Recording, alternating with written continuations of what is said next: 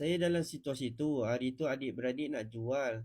Tapi ada yang setuju dan ada yang tak setuju. Jadi saya kena keluar dari rumah ni lah ya.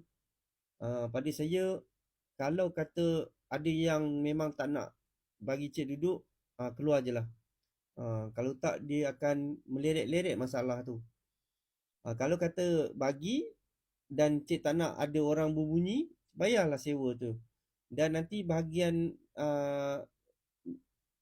sewa tu dibahagi ikut faraid.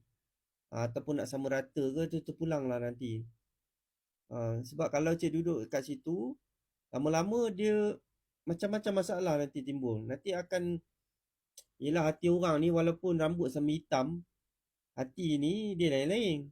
Walaupun dulu kita tidur sebantal dengan adik-beradik kita, bila dah dewasa ni dia dah lain dah. Sebab dia orang pun ada penasihat dia orang juga. Minta maaf lah kalau kita cakap penasihat tu adik-beradik.